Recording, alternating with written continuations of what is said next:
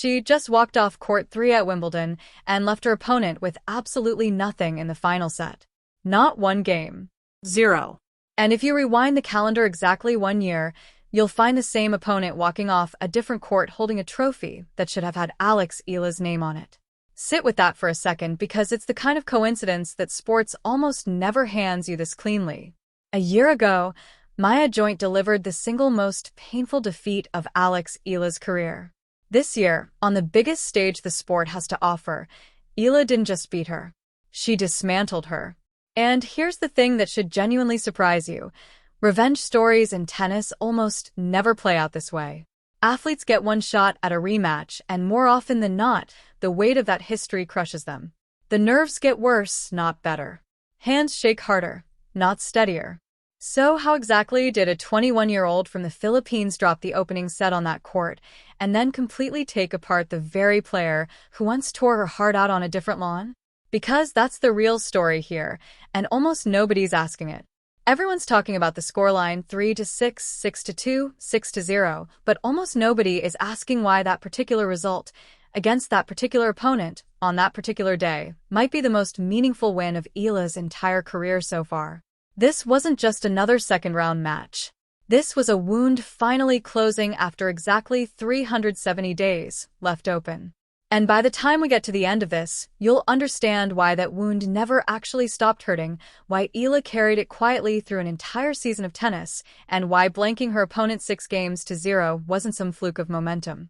It was intentional. But to really get why this moment landed the way it did, we have to rewind even further, back to a sweltering afternoon in Miami, where a teenager nobody had heard of was about to flip her entire career upside down. Picture it. A Wednesday in Miami. A wild card entry ranked so far down the list that casual fans wouldn't have recognized her name if you'd shown them the draw sheet. She steps onto the court for a quarterfinal against Iga Swiatek, a former world number 1, a 5-time Grand Slam champion, someone who simply wasn't supposed to lose to a teenager who needed a wild card just to sneak into the main draw. Final score, 6-2, 7-5, Eala.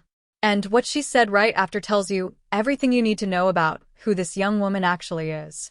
Microphone in her face, still trying to catch her breath, she could barely string a sentence together. She said she felt like she was floating, like none of it felt real yet. Go back and watch that clip today, and you'll see it's not performance. It's not some polished, media-trained response.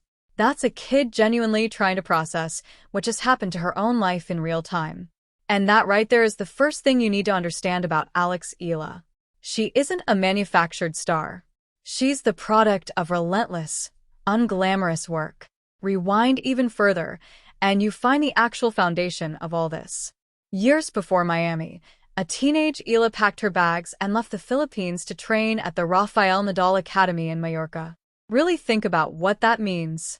Leaving home as a kid, leaving your language, leaving everything familiar, all to chase a dream at an academy built by one of the most relentless competitors the sport has ever seen.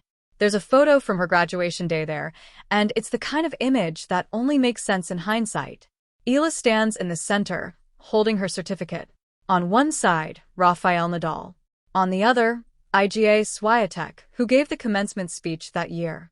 Hold on to that detail because it matters far more than it seems right now, and we're coming back to it.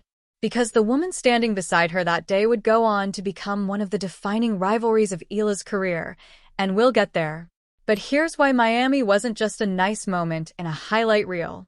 The Philippines had never, in the modern era of tennis, produced a player who broke into the WTA's upper tiers. Not once. Eala wasn't simply winning a tennis match that day. She was proving a pathway existed where nobody had ever proven one before. Every young girl in Manila who picks up a racket today has a reason to believe her ceiling is higher than anyone ever told her it could be. That's not exaggeration. That's the literal weight that one result in Florida was carrying. So by the time she left Miami, Eala wasn't just a name to watch. She was a symbol. A wild card who'd beaten a Grand Slam champion. An academy graduate who'd outplayed her own graduation speaker. A 19-year-old from a country with zero tour-level history, suddenly standing at the edge of something enormous. This is the version of Eala the tennis world fell for. Fearless, grounded, completely unbothered by the size of the stage in front of her. Which makes what happened next even harder to watch, because every fairy tale eventually hits the chapter where things fall apart, and for Eala, that chapter came faster and hurt worse than anyone could have guessed. Eastbourne, 2025. The final. For the first time in her career, Alex Eala stood one match away from a WTA title. Grass courts, an English summer crowd, everyone in that stadium fully aware they were watching a teenager climb from wild card to finalist in a matter of months. Eala came out swinging, playing with the same fearless aggression that had carried her past a Grand Slam champion months earlier. She built a lead most players would have closed out without much drama. Then the third set happened. 5-4. 1 game from the title. 6-5. 1 point away, twice. Read that again because it's not one match point we're talking about. It's 4. 4 separate chances to close the door on the biggest achievement of her career.